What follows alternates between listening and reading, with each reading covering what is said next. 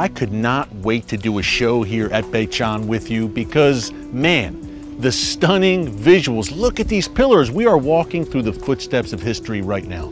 Indeed, and Beit in classical periods is far more impressive than the remains of the Old Testament time. It really is. Look at this. Wow, no wonder so many people come here, Danny, as tourists. It is just an amazing, amazing place. Okay, we know the Israelites controlled under King David, took it from the Philistines. Then the Assyrians came in here. Then what happened? Well, the city after that apparently goes into decline. But then in the classical periods, in Hellenistic times, the veterans of Alexander the Great are probably the ones to re-inhabit the place. And now the city will be devoted to a very specific person, Dionysus. The Greek god Dionysus. Yes, the god of wine, of religious ecstasy. And you can tell that it's him because of the cluster of grapes decorating his head.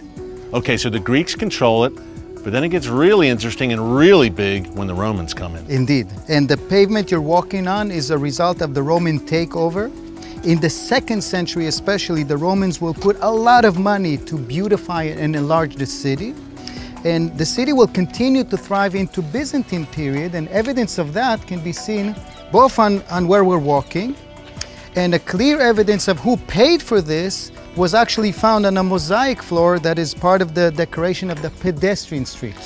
This was called the Stoa, the colonnaded street. Okay. Over there is where the chariots were. This was for the pedestrians. So where we were just walking, that's where chariots would go down. But right here, this maybe had shops alongside here? Here, right here. You can see the remains right here, Danny, absolutely. But here we have a unique piece of evidence of who paid, at least for the pavement of this street. It is Palladius Porphyrius, the Megalos Hegomenos, who paid for the creation of the Stoas, Kaipsephos, and the mosaic. This is a very well-preserved mosaic, by the way. 2,000 years old. Quite a few. We have, I don't know, over 50 ancient inscriptions, all of them in Greek, by the way, showing how pagan and Greek this city was. So under Rome, this place was rocking. It was thriving. It was part of the Decapolis.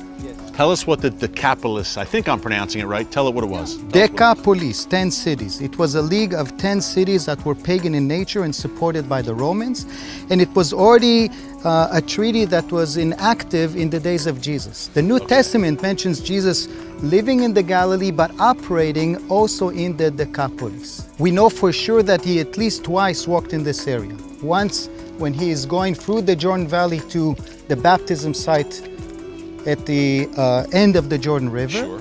And the second time when he goes up to Jerusalem. He walks through the Jordan Valley all the way down to Jericho, and from there he climbs up to Jerusalem. Gotcha.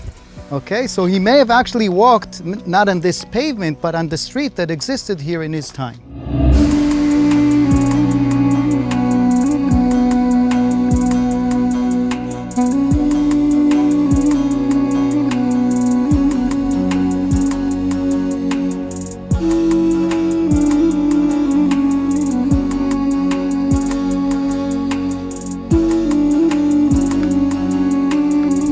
Danny, we mentioned that this city continued to thrive under the Romans. It continued to thrive under the Byzantine Empire. Even under Islamic rule, Beit was a bustling city. Yep.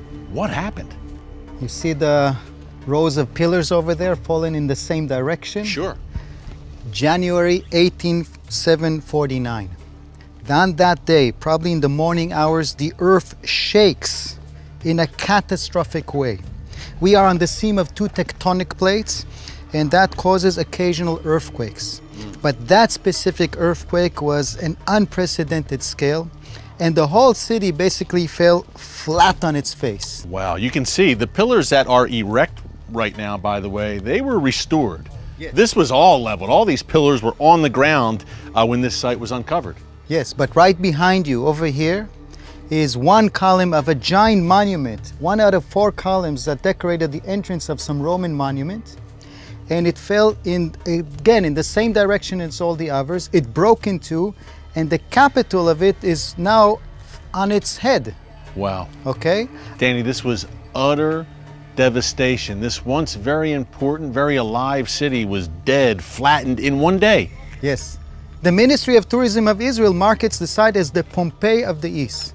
A big bustling city that is knocked down, not by the Vesuvius, but by an earthquake. Wow, so it lied dormant for some time, I'm guessing. And only in the 1980s, they started a big project of exposing all of this, and then the tourists started coming. But maybe the crown jewel of Bet Shan is the ancient Roman theater here. Yes. At the southern end of the city is a very well-preserved theater. It's now actually used also for public shows. Let's take a look at that. Let's go, lead the way, my friend.